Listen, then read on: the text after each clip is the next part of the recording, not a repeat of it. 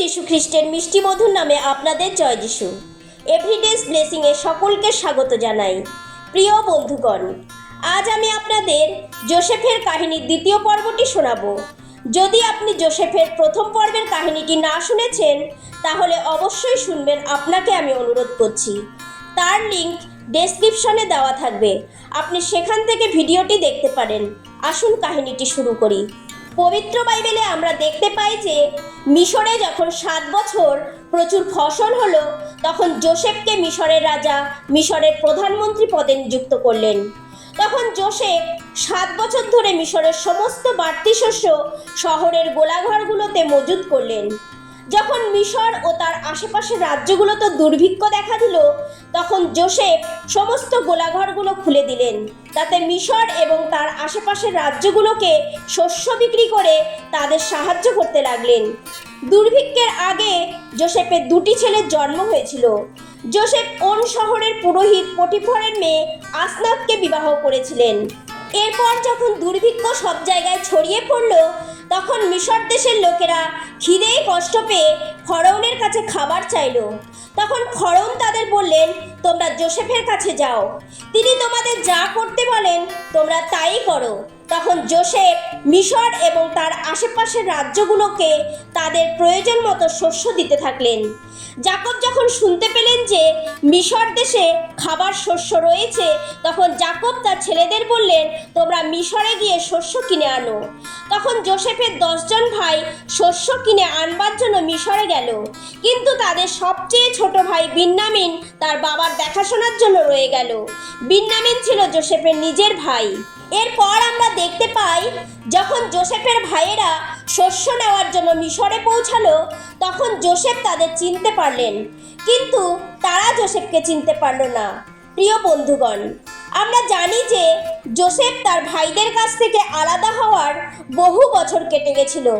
তখন যোসেফ সব দিক থেকে বদলে গেছিল, কারণ যোসেফ তখন মিশরের প্রধানমন্ত্রী ছিলেন। এই জন্য তারা যোসেফকে চিনতে পারেনি। যোসেফের তার ছোট ভাইকেও দেখার খুব ইচ্ছে হলো, কিন্তু সে তাদের সাথে আসেনি। তখনও যোসেফ তার ভাইদের কাছে নিজের পরিচয় দেননি। তখন যোসেফ তার ভাইদের বললেন, তোমরা গুপ্তচর, আমাদের দেশের কোন কোন জায়গায় রক্ষার কোনো ব্যবস্থা নেই, তোমরা তা দেখে নেওয়ার জন্য এসেছো। তখন তার ভাইয়েরা যোসেফকে বলল, আমরা অসৎ নই, আমরা সবাই এক বাবার সন্তান। আমাদের একটি ছোট ভাই আছে, এখন সে বাবার কাছে রয়েছে। তখন যোসেফ বললেন, তোমাদের ভাইদের মধ্য থেকে একজন জেলে বন্দি থাকুক, আর অন্যরা গিয়ে তোমাদের ছোট ভাইকে নিয়ে এসো, তাতে আমি বুঝবো যে তোমরা সত্যি বলছো। তারা যোসেফের কথায় রাজি হয়ে গেল। যখন তারা সেখান থেকে যাবার জন্য রওনা হলো, যোসেফ তাদের গাধার পিঠে শস্যের বোঝা চাপিয়ে দিলেন এবং তাদের প্রত্যেকের টাকাও তাদের বস্তায় দিয়ে দিলেন। এরপর যখন যোসেফের ভাইয়েরা তাদের বাবার কাছে পৌঁছালো, তারা মিশরে যা কিছু ঘটেছিল সব কিছু তাদের বাবাকে জানালো এবং তারা বলল যে মিশরের শাসনকর্তা আমাদের ছোট ভাইকে দেখতে চেয়েছেন। তিনি বলেছেন, আমি তখনই তোমাদের বিশ্বাস করব যে তোমরা কোনো গুপ্তচর নও, যখন তোমরা তোমাদের ছোট ভাইকে আমার কাছে নিয়ে আসবে। এরপর আমরা দেখি যে তারা তাদের বস্তা খালি করবার সময় অবাক হয়ে দেখলো যে তাদের প্রত্যেকের টাকার থলি প্রত্যেকের বস্তার মধ্যেই রয়েছে। এই ব্যাপার দেখে তারা ভয় পেয়ে গেল। তখন তাদের বাবা যাকব তাদের বললেন, আমি যোসেফকে হারিয়েছি, এখন আবার তোমরা বিন্যামিনকেও নিতে চাইছো, শিমিয়নকেও তোমরা মিশরে ছেড়ে এসেছো। আর যাকব বললেন, এবার যদি বিন্যামিনের কোনো বিপদ হয় তবে এই বুড়ো বয়সে অনেক দুঃখ দিয়ে তোমরা আমাকে মৃতস্থানে পাঠাবে। এরপর আমরা দেখতে পাই, প্রিয় বন্ধুগণ, যাকবের ছেলেরা যে শস্য মিশর দেশ থেকে এনেছিল তা শেষ হয়ে গেল। তখন যাকব তার ছেলেদের বললেন, তোমরা আবার গিয়ে মিশর দেশ থেকে কিছু শস্য কিনে আনো। তখন তার ছেলেরা বলল, যদি আমরা বিন্যামিনকে সেখানে নিয়ে না যাই তাহলে আমাদের শস্য দেবে না।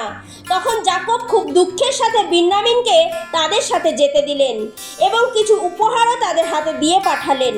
যাকবের ছেলেরা যখন আবার মিশর দেশে পৌঁছে যোসেফের সামনে উপস্থিত হলো, তখন যোসেফ তার ছোট ভাই বিন্যামিনকে দেখে তার অন্তর দুলে উঠল এবং সেখান থেকে বেরিয়ে গিয়ে কাঁদতে লাগলেন।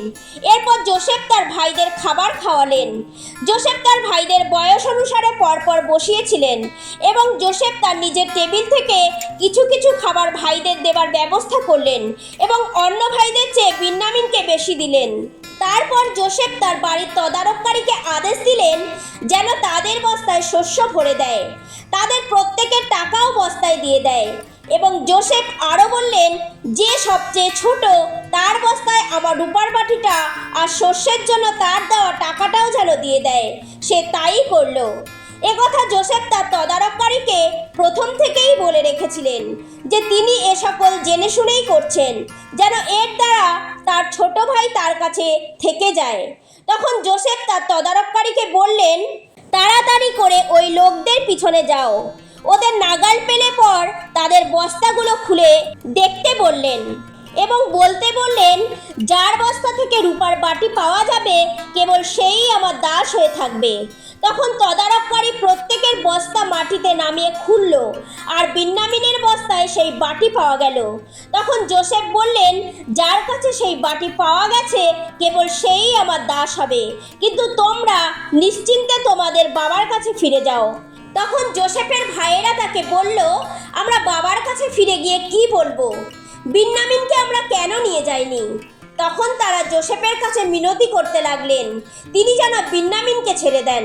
তাদের মধ্যে একজন ছিল জিহুদা। সে যোসেফকে অনুরোধ করে বলল, হুজুর, দয়া করে ছেলেটির বদলে আমাকে আপনার দাসের মতো করে রাখুন আর বিন্যামিনকে ভাইদের সঙ্গে ফিরে যেতে দিন, কারণ তার ভাই মারা গেছে। একই মায়ের সন্তান হিসেবে এখন সে একাই কেবল পড়ে আছে, তাই তাদের বাবা তাকে খুব ভালোবাসেন। তিনি এই দুঃখ সহ্য করতে পারবেন না। যোসেফ তাদের এই সকল কথা শুনে নিজেকে সামলে রাখতে পারলেন না। তখন যোসেফ ভাইদের কাছে নিজের পরিচয় দিলেন এবং জোরে জোরে কাঁদতে লাগলেন। তার কান্না মিশরীয়রা শুনতে পেল। যোসেফ তার ভাইদের বললেন, আমি যোসেফ, তোমাদের ভাই, যাকে তোমরা মিশরীয়দের কাছে বিক্রি করে দিয়েছিলে। আমার বাবা কি এখনো বেঁচে আছেন? এই কথা শুনে তার ভাইয়েরা ভয়ে কাঁপতে লাগলো। কিন্তু যোসেফ তাদের বললেন, তোমরা আমাকে বিক্রি করে দিয়েছিলে বলে এখন দুঃখ পেও না, এটা ঈশ্বরের ইচ্ছাতেই হয়েছে। তোমরা আমাকে এখানে পাঠাওনি, ঈশ্বরই পাঠিয়েছেন। তিনি আমাকে মিশর দেশের শাসনকর্তা করেছেন। এখনো দুর্ভিক্ষ 5 বছর চলবে। তোমাদের প্রাণ রক্ষা করবার জন্য ঈশ্বর তোমাদের আগে আমাকে পাঠিয়ে দিয়েছেন। এখন তোমরা বাবার কাছে ফিরে গিয়ে বলো যে তার ছেলে যোসেফ বেঁচে আছে এবং ঈশ্বর তাকে সারা মিশর দেশের কর্তা করেছেন, আর তিনি যেন দেরি না করে আমার কাছে চলে আসে। এবং যোসেফ আরও বললেন যে তিনি এসে গোশন এলাকায় বাস করবেন এবং তার বংশধররাও সেখানে বাস করবে। এই সকল কথা যখন ফরৌন রাজা শুনতে পেলেন তখন তিনিও খুশি হলেন এবং তিনি যোসেফকে বললেন, তুমি তোমার ভাইদের বলবে যেন তারা তাদের স্ত্রী, ছেলে মেয়ে এবং তাদের বাবাকে নিয়ে চলে আসে। তারা যেন সংসারের জিনিসপত্রের জন্য না ভাবে, কারণ সারা মিশর দেশের ভালো ভালো জিনিস তো তাদের।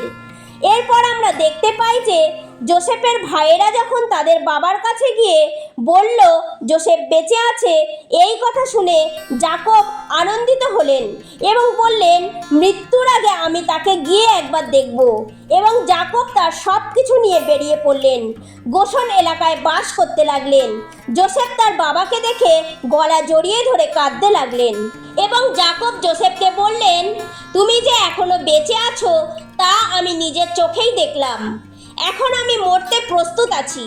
এবং যাকব তার পরিবার সমেত গোশন এলাকায় বাস করতে লাগলেন।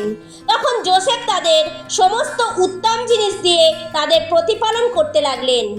এরপর আমরা দেখতে পাই যাকব তার মৃত্যুর কিছুদিন আগে যোসেফকে ডেকে বললেন, তুমি আমাকে মিশরে কবর দিও না, আমার পূর্বপুরুষেরা যেখানে কবর পেয়েছে সেখানেই আমাকে কবর দিও। এরপর যাকব শেষ নিঃশ্বাস ত্যাগ করে তার পূর্বপুরুষদের কাছে চলে গেলেন। এরপর যোসেফ তার বাবার মুখের উপর পড়ে কাঁদতে লাগলেন এবং তাকে চুম্বন করলেন এবং কনান দেশে নিয়ে গিয়ে তার বাবাকে কবর দিলেন। যাকব যোসেফকে যেমন বলেছিলেন তাই করলেন। এরপর যোসেফ মিশরে ফিরে এলেন। তখন তার ভাইয়েরা মনে করলো যোসেফ হয়তো এখন তাদের শাস্তি দেবে, কারণ তারা যোসেফকে বিক্রি করে দিয়েছিল। তারা মনে করলো এতদিন তাদের বাবা জীবিত ছিলেন বলে যোসেফ তাদের কিছু বলেননি। এই জন্য যোসেফের ভাইয়েরা যোসেফের কাছে বলল, আমরা তোমার প্রতি অন্যায় করেছি, তুমি আমাদের ক্ষমা করে দাও। এরপর তারা যোসেফের সামনে উবুর হয়ে পড়ে বলল, আমরা তোমার দাস।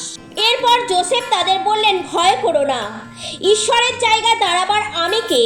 তোমরা আমার অমঙ্গল করতে চেয়েছিলে, কিন্তু ঈশ্বর তার ভিতর দিয়ে মঙ্গলের পরিকল্পনা করেছিলেন, যাতে অনেক লোকের প্রাণ রক্ষা পায়। কাজেই তোমরা ভয় করো না, আমি তোমাদের ও তোমাদের ছেলে মেয়েদের খাবারের যোগান দেব। এবং যোসেফ তার ভাইদের বললেন, ঈশ্বর নিশ্চয়ই তোমাদের দেখাশোনা করবেন।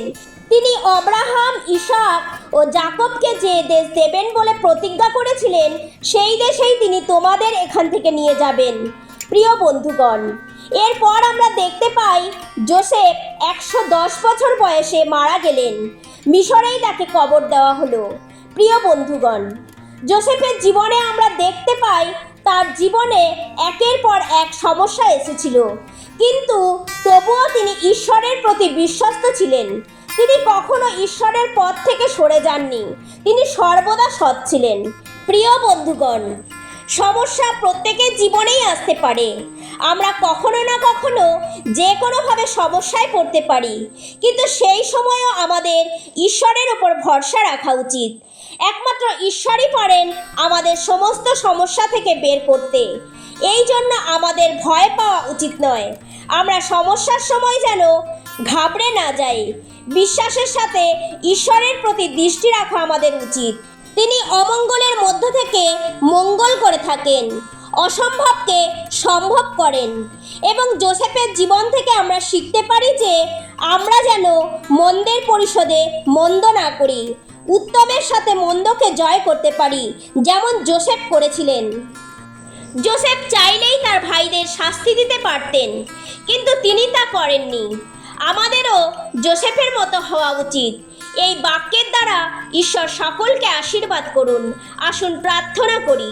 হে সর্বশক্তিমান ঈশ্বর, তোমায় ধন্যবাদ আজকের দিনের জন্য। পিতা, আজ আমরা যা শিখেছি যেন যোসেফের মতো আমরা হতে পারি। কেউ যদি আমাদের অমঙ্গল করে তাদের প্রতি মঙ্গল করতে পারি এবং বিপদের সময় ভয় না পাই, ঘাবড়ে না যাই, তোমার দিকে দৃষ্টি রাখতে পারি। এই প্রার্থনা পিতা তোমার পুত্র প্রভু যীশু খ্রিস্টের নামে চাই। আমেন।